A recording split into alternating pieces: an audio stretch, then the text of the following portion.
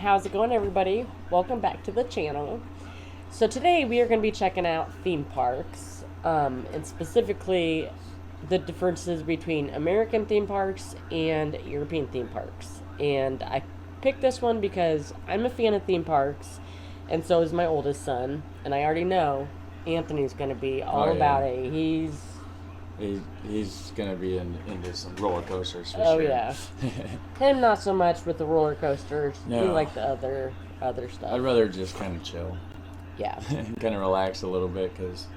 Yeah. I don't know about all that. The older we get, the harder it is. Yeah, and I didn't really ride a lot of roller coasters as a kid, you know. No, okay, that would explain it. Oh yeah, I grew up poor. I didn't. But really anyway, sorry, I didn't mean to interrupt you. You're good. So yeah, that's what we're going to be checking out. 20 differences between American and European theme parks. And this is by Coplen Coaster. So if you guys enjoy this video, definitely go check out their page. And there will be a link down there. Yeah. Hit like and subscribe while you're down there for it. Yeah. All right, let's check it out. Hold on. Make it full screen. There we go. So Coplen, huh? Coplen. I have been going to amusement parks my entire life. I've visited almost every major park in the United States, and I've also gone to Europe a few times specifically to visit theme parks. And it doesn't take long to notice some major differences between how the parks overseas are run and those back home. So in this video, I wanted to point out 20 differences between American and European theme parks. These are generalizations, so they won't apply to all theme parks. I'm looking at it holistically. I'll have 4 categories I'll talk about: the arrival experience, park operations, ride operations, and miscellaneous. I'll start with the arrival experience. Number 1. Parks in Europe are much easier to access via public transit. You can often get between a major city center and the closest theme park using a series of trains and buses. The same system will allow you to cover large distances in between distant parks. That is not the case in America. You usually will need a car to get to the park, unless the park itself is located in a major city. You know, so speaking of that, I've been to Cedar Point a couple times. That's in Ohio. Yeah, Sandusky, Ohio. It's like right on Lake Erie. Awesome theme park. I think it's like the roller coaster capital of the world.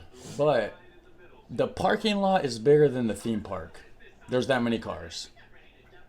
I mean, it's crazy. Yeah, so we went to Indiana Beach a couple years ago before we had Anthony, and that was fun.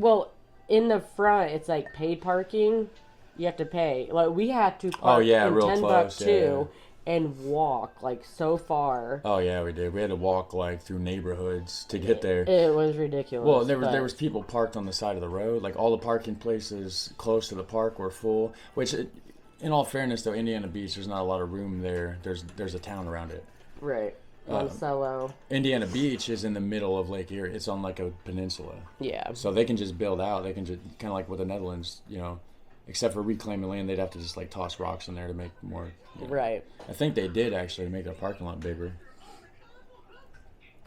If you don't drive, you can hire a taxi or an Uber, but that will be costlier than the comparable public transit option overseas. Number 2. In the United States, you typically pay for parking at a toll booth when you arrive. Yeah. In Europe, you pay for parking when you're leaving at most parks. You can either purchase your ticket online, at the ticket booths, or at dedicated machines. The European method makes it faster and easier to get into the park in the morning, but it can amplify the log jams at closing time when you're trying to leave. Yeah. Number 3. Oh my gosh. In Europe, many so people smart. still use the physical. It does make sense, yeah, because the morning time's like, you're trying to get there, and you're like at Cedar Point, you might be waiting 4 hours, pulling into it, and by the time you get up there into the long line, and you actually get to your parking spot, and then you actually get out, and then you make it through the gates or whatever, another long line, Yeah, and it is a crazy line, and then on top of like doing it like before, then you have like security officers come in and like check your bags and, it's a whole do thing. all of that thing. Make sure you don't have any drinks or. Because everybody's there to fight. Everybody's bringing weapons. Is what they think, In the United States, most people purchase their admission online, which is why there are so few ticket windows in use here. Some parks scrap the ticket booths entirely and redirect on-site purchases to guest relations. Newer thing. It's possible to buy tickets online when I was... It's possible. Oh, that's cool. You swipe across the screen and it skips it back. I did that on accident. I don't ever use the Safari browser for YouTube usually. But anyways, that must be a newer thing, because there was like a massive line at the ticket booths when I was there for people getting tickets, getting the stamps and stuff on their hands and all that stuff. It wasn't like no easy pass kind of thing or nothing. Yeah. Buy tickets online for most European parks, Legoland. and I'd recommend doing that.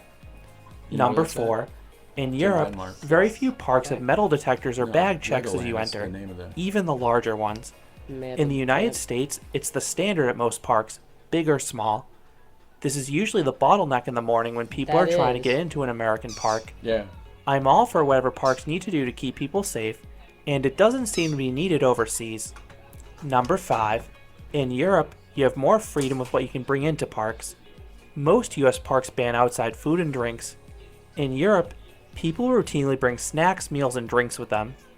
Further, some US parks... See, that's crazy to me, because, like, they will get you on the drinks. Like, they only have $9 drinks. That's it. You can't get a small. You have to get the plastic container. Yeah. And it's full of ice, so you only get like 4 actual gulps of, of liquid, you know. And then you got to pay for the refills. And yeah, unless you get the... there's that one cup that had the refills that were like... You pay like extra for the cup.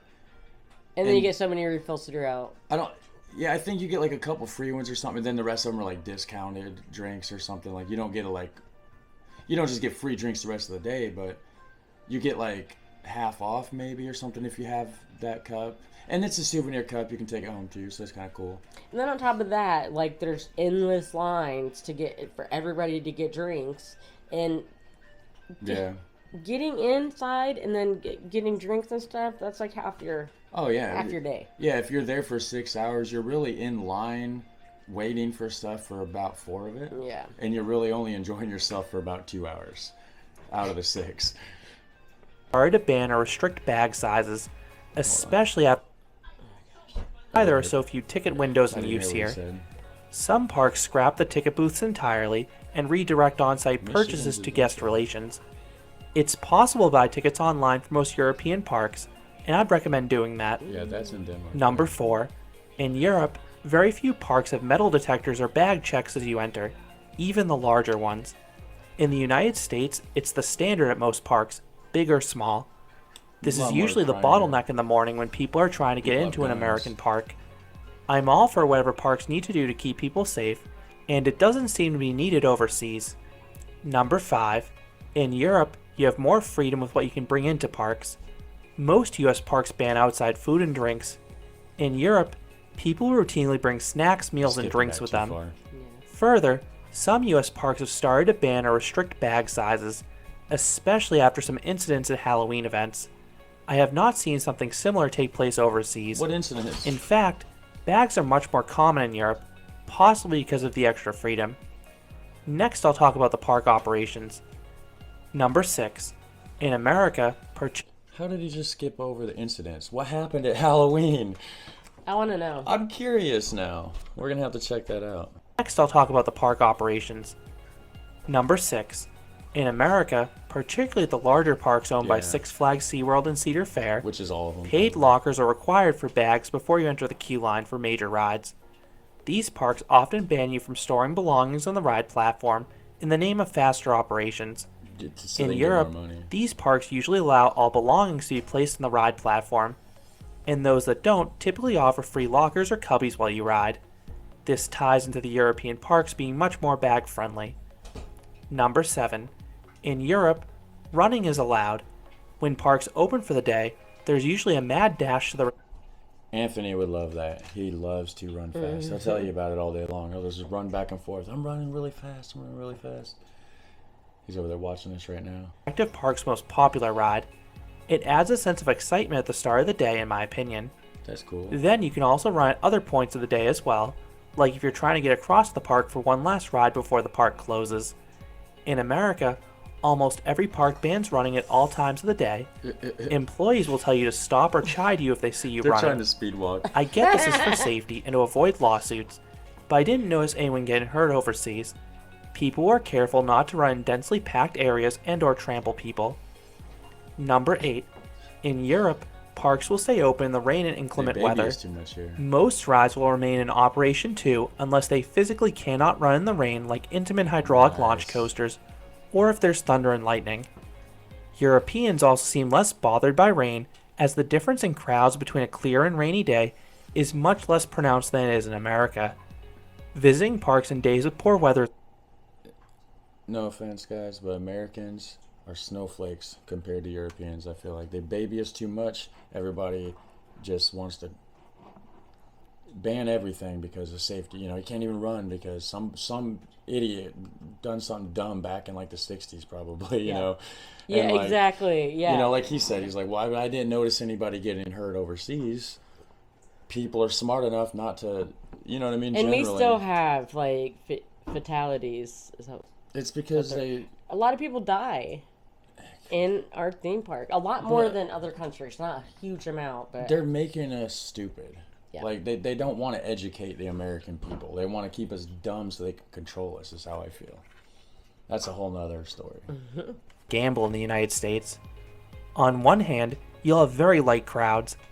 On the other hand, expect reduced operations. Some parks won't even open. Some parks will stop running their rides in the slightest of rain.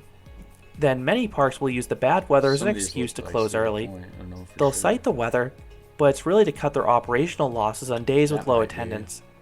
This is presumably tied to how Is U.S. that so? parks pay their employees. In the U.S., they're paid for the hours they physically work. In Europe, employees are paid for their contractual hours. Since the employees get paid their money regardless, the parks have every incentive to remain open to get the cash they can. Number 9. Yeah. In Europe, parks tend to close earlier, even the larger. That right there is cool. I think that's Fantasialand.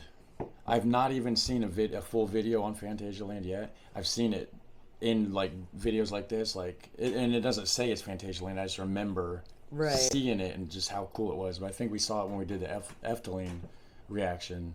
They referenced something about I want to go to that so bad. Efteling. Yes, Yeah.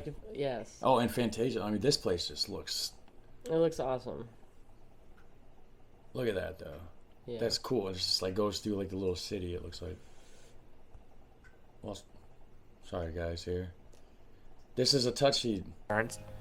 The exceptions are those in major city centers. Those ones usually stay open really late, which makes sense given the increased noise in the area. Number 10. In Europe, closing time usually represents when the final cycle is completed. Many parks want the last train dispatched right at closing time, so they will close lines early to ensure this. That looks I think this is tied to the contractual hours and noise items I previously discussed. In America, closing time usually represents when the physical queue lines are closed, and then everyone else in line can still ride. Number 11. In America, almost every park will give you a cup of free tap water if you ask at any food or beverage location. The same cannot be said at European parks. I didn't know Expect that. that if they do it, they do not advertise it and they don't flaunt it. No. Because I didn't see nobody handing out cups of water. It was 95 degrees out there. And Yeah, they would have like a bunch of like the bottled water. Yeah, for for sale. $2.50 or something. Yeah, and you got to stand in line for an hour sweating like you're half dehydrated and dead before you even get up there. And then by the time you get your drink, you're more thirsty than when you even got in the line in the first place. So you chug the damn thing and it's over with. 10 minutes later, you're back in the same situation and all you did is waste an hour of time and $10 on a drink. Yeah.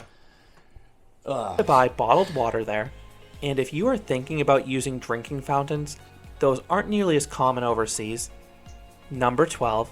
In Europe, guests are often allowed to walk or relax in grassy areas. In the United States, most parks want guests staying on the pathways. Yep. Yeah. Next, I'll talk about ride operations. Number 13. Europe has some self-operated Wow. rides. Nice. Riders board their own vehicles, secure themselves, and press a button to operate some of the rides. Not only that, That's there what we isn't do. always an employee in the immediate area watching. You would never get that type of freedom in the United States. Is that Number water 14. slide? In Europe, I think so. I've also noticed that crews in Europe tend to be older, and I suspect there's How more is this- retention. In Europe, operators will lower their own restraint, or if you're visiting a larger Where is corporate it? park. But on some rides, employees simply don't do know. spot checks. I think I Or skipped it they'll just wrong, I trust that guess. guests will lower their own restraint. In the United States, almost every park will physically touch your restraint to verify it's down and locked. Yeah. Number 15. Yeah, so somehow I messed that up. I was trying to go backwards. I went forward because evidently when you slide your finger across the screen, You're good. it like fast forwards or something. It's really Yeah. weird. I usually use the YouTube mobile app. Europe, Okay. operations are faster. Part of that is tied to the previous item, but I've also noticed that crews in Europe tend to be older, and I suspect there's more retention. Plus, rides tend to have less restrictive restraints. You're less likely to see the redundant safety belts you'll see in America. Number 16. In Europe, rides have less monitoring. For example, log flumes in the US typically have an employee stationed atop the drops to make sure that guests do not stand up. You won't see that at the European theme parks. A lot more trust is given to the guests. Number 17. In Europe, GoPros are usually allowed in most rides and attractions. There are Wait, some parks that don't allow it, like can't do those it in the here? Merlin chain, but it's rarer to see a park ban them than allow them. What? In the I know why. Because they want to make that money off that photo. True. They yeah, charge they $12 for They it. do charge you for pictures. Of Yeah, when you're they'll on show rides it and like stuff. as soon as you get off the ride, you could go down, and they have like these computer things, and Yeah. it'll show like each thing. American capitalism. Every opportunity they get to squeeze a penny from somebody. I didn't realize that you couldn't film like GoPros, action cameras, and stuff like that here. Because I've seen like roller coaster like POV videos where it's like They don't allow you to have anything on the ride. United States, it's the opposite. Most parks ban on-ride filming. This was not always the case, but most parks cracked down when cell phones started becoming more common. Finally, I want to touch on a People few get hit. miscellaneous observations. Number 18. In Europe, ride merchandise is less widespread, and if it's available, it tends to be more subtle. Typically, the merchandise will only show the ride logo. In the United States, you have these bombastic shirts and hats with stats and ride track going every which direction. And one item I wish more European parks had were those nano coasters from Coaster Dynamics. I love those models. oh, that's cool. Number 19. In Europe, on-site hotels and accommodations seem to be more common. This is almost always a certainty at the larger parks, but even some of the smaller ones have either a campground or smaller hotel on property. You can get your toys. In America, very few parks have on-site hotels. Parks over here instead rely on the nearby hotel chains. Number 20. In Europe, Not all of them, because Disneyland has hotels on site. They have like, Yes, they do. yeah, you can stay in Disneyland. It's not cheap by any means. No. It's cheaper just to go to a local hotel, but and I feel like Cedar Point has like a couple. They don't have a lot, but I feel like they have like a couple like Dorm-looking things, like dorm Yeah, room like- looking. like duplex things or yeah. something you can rent out. Yeah. Yeah, they do. parks tend to place a greater emphasis on theming, whereas US parks tend to put a greater emphasis onto the ride itself. As a theme park fan, I love the approach of adding more theming. That's cool. Visuals and music yeah. go a long way to enhancing an Look at individual that. attraction and an overall area. So those are 20 of the biggest differences I've noticed between European and American theme parks. What are your thoughts on this list? Are there any key differences you think I missed? I don't know, but I did not see any bumper cars, and that's like the highlight of They do. my oldest son's. He Yeah, loves yeah. to be able to get Yeah, on the but go- that's or bumper cars. they do it. Yeah, but it's not the main thing at a theme park. That's usually in like the low kitty, like the more kid area. But bumper cars are fun. Yeah, they are. They're super fun. Yeah, people just get off them and go right back in line, like all day long. Yeah. If anybody has anything else to add to this, please do put it in the comments down below, and we'll be down there reading them. But yeah, I really enjoyed that video. Yeah, I want to see more of Fantasia Land, actually. Yeah, right here. You had me laughing at the no running policy in the U.S. You're right with the absence of staff on some rides. You especially see this on the water parks. Water slides rarely have lifeguards. Yeah. European parks look to have incredible theming, but solid coasters as well, he says. Parks like, what is that, Portaventura? Never heard of that one. There's Fantasialand. Alton Towers, never heard of that either. Seem to be a solid coaster lineup with theming. I'm gonna do a video on Fantasyland. Yeah, that'd be fun.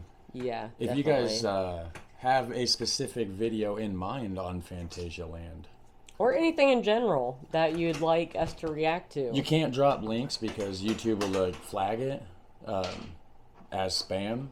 But like, name the title of the video in the channel so we can find it. Yep. Yeah. You guys Awesome. hit like and subscribe. Yeah. Thanks for watching, and we'll catch you in the next video. Bye, guys. All right. Have a super fun, awesome day.